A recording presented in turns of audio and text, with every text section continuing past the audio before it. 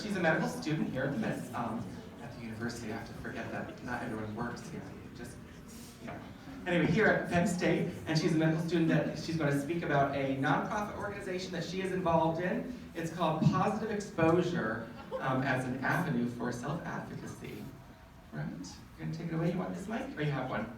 I'm going to roll with this mic unless people say otherwise. You're like Phil Donahue with that on your, well, that might be before your time. Like Dr. Phil, maybe? Dr. Phil.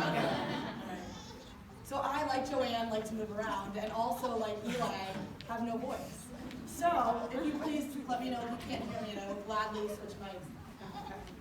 So, I was asked to speak about self-advocacy, and I wanted very strongly to consider this topic through a unique perspective that I believe that all of us, as future healthcare providers, are in. A disease, a difference, a disability, it can't advocate for itself.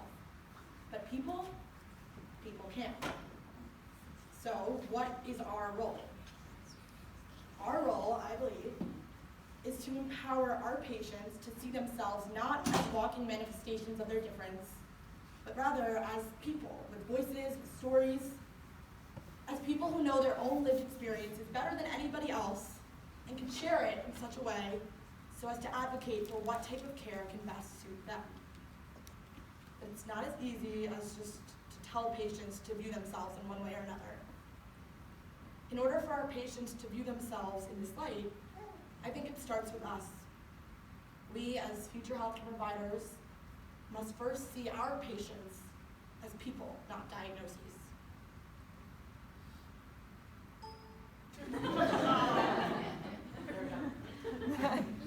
So I want to introduce a nonprofit organization that I had the honor of working with during my gap year called Positive Exposure.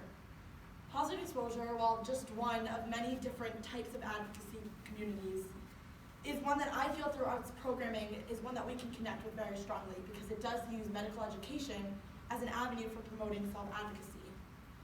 Positive Exposure strives to change the way in which medical education teaches about difference by placing humanity at the forefront of medical resources. It catalyzes a chain of events.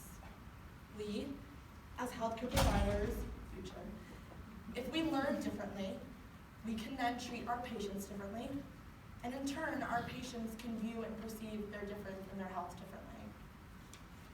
So what is positive exposure? I know that many of you have actually heard from Rick, the founder of Positive Exposure, during your orientation. But I'll do my best to give justice to his energy and to his presentation. Rick was a fashion photographer, a very well-renowned fashion photographer in Italy. He worked in Italy and New York City. He was photographing the top of the top in terms of supermodels, those who consider us supermodels. But one day, he was walking down the streets of New York City, right near his apartment, when he saw a young woman who had very long, beautiful white hair and white, pale skin, and he was struck by her beauty. And he thought, this was beauty like I'd never seen before in this industry. He in turn found out that she actually did have a condition called albinism, and he wanted to learn more, so he turned to resources. And he noticed that albinism was often depicted in a bit of a negative light in that time. For example, in pop culture, somebody with albinism was often depicted as a demon-type character in a movie. So he figured, okay, all right, I'll turn away from pop culture and I'll look toward the reliable source, the medical textbooks. And to his dismay, he found a similarly negative light depicting people with albinism. And he continued to search through these medical textbooks to try and see, was this a theme?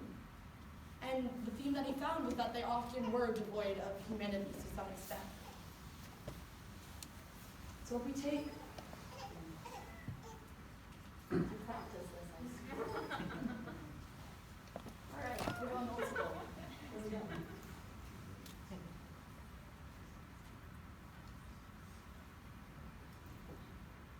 All right. There we go. So we found images like this image which puts disease at the forefront. This is an image trying to depict Marfan syndrome. And you can see the long fingertips, you can see the long forearms, you can see the protruding breastbone. But then if we contrast that with an image taken by Rick. Yes, you too can see the characteristics of Marfan syndrome. The long fingertips, the protruding breastbone, the long forearms, but you see a lot more than that. You see Billy.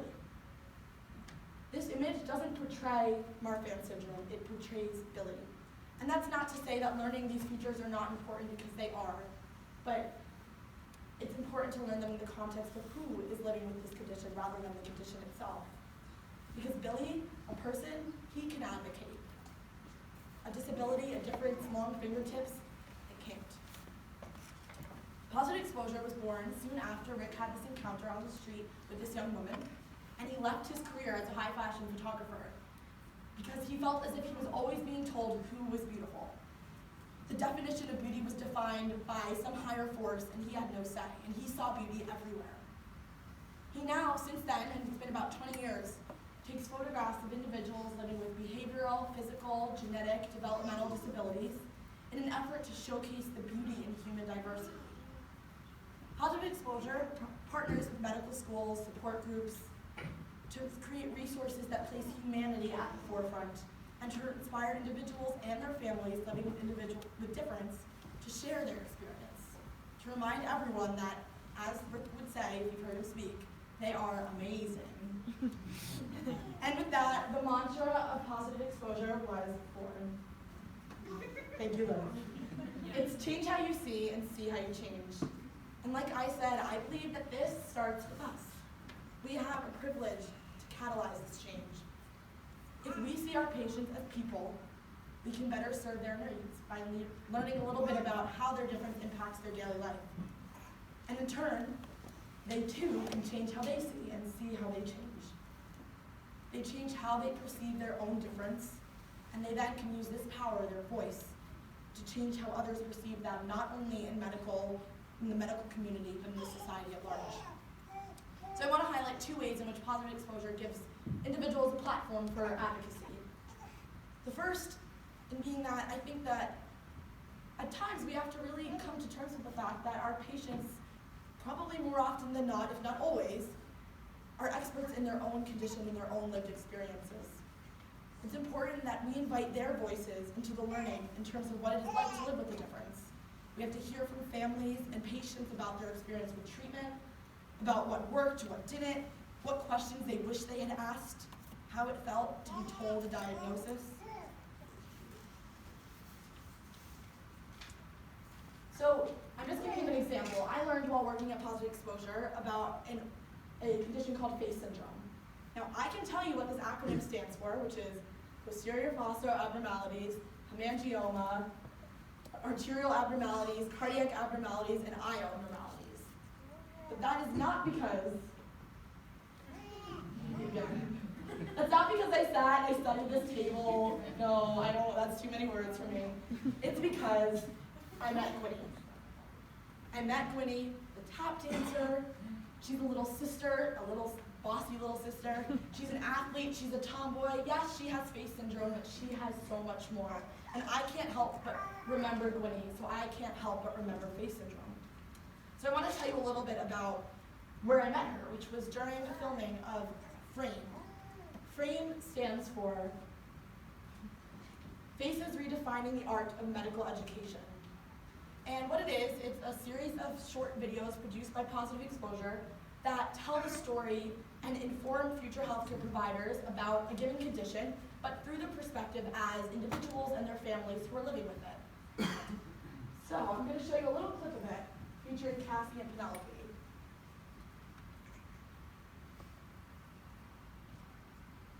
My name is Alex. And I'm Ezra. And this is Cassie and Penelope. Hello. Hello. And Cassie was born with a genetic syndrome called Marfan syndrome. We wanted to show you a feature Cassie was born with. As you can see, Cassie's chest sinks inward toward the middle. This is called pectus excavata.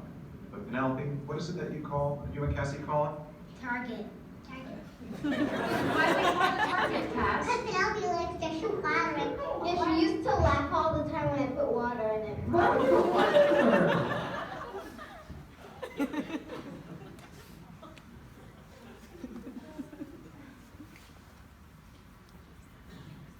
So again, I remember pectus excavatum. Why? I'll be in Cassie's target space. Not because I studied it, because I met them and I learned from them, and I can't help but remember them. Another thing that Positive Exposure does, besides Frame, is that they have a blog platform called Pearls, which stands for Positive Exposure Ambassadors Real Life Stories. And in doing so, they'll give individuals and ambassadors like Cassandra a platform for advocating in their community, amongst their peers, their school classmates, their family members, and their community at large. So this is Cassandra. She lives with Hermansky-Pudlak syndrome, and she's legally blind. Cassandra's blog is one of my favorite blogs because she's really dynamic, she interacts with her readers, she's constantly asking questions, answering questions. And I think for me that highlights something that I love about advocacy, which is that I think that at its best, it's reciprocal in nature. It's about sharing and asking and listening and having a conversation. So I wanted to share one such question that Cassandra answered in her blog. She was asked, "What can I do to make you feel loved and included?" And Cassandra writes, and these are her words, 1, self-identification. This is so important for me when I'm first meeting people. I rely a lot on people's voices when I talk to them, but when I've talked with someone twice and their voice isn't particularly distinctive, I don't always know who I'm talking to when people yell, "Hey, Cassandra!"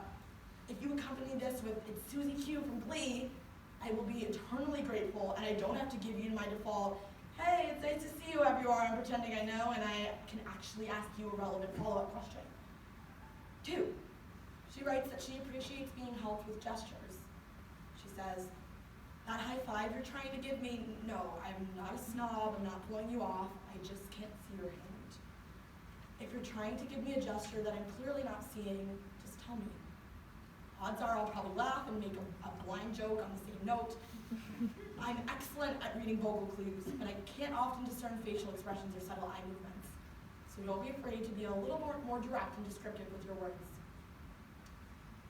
Being a self-advocate, like Cassandra, it helps her to express what it's like to live as Cassandra, not as somebody living distinctly with Hermansky-Pudlak syndrome, but rather as Cassandra.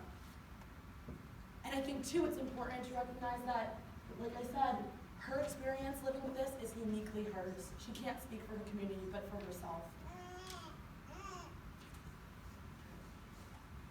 So frankly, honestly, when I was applying to medical school, and even when I started medical school, I was harboring a bit of fear, which was that I was fearful that pursuing this career would mean, to some extent, using medicine as a tool to help individuals living with a difference, which I was passionate about doing, but to help them pass as typical.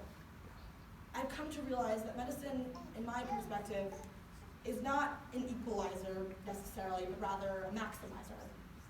I aspire to use medicine to help individuals maximize to the fullest extent possible their inherent strengths and to accommodate for their differences. I hope to do so one day by treating people, not diagnoses, as we here at Penn State are so beautifully trained to do. So whether you're starting clerkship soon like myself, or reading a PBL case, or seeing a patient in clinic, I challenge you to see the ways in which you can change how you see your patients, and even more importantly, how you're doing so can help your patients to change how they see themselves. So I just wanted to thank Rick, who is not here, but I wore black in homage to him because he wears the same thing to every presentation. And Positive Exposure, and Liz, who's the executive director, as well as the ambassadors who you've heard from, Cassie, Gwynny, Billy, Cassandra, and all of our friends. Thank you.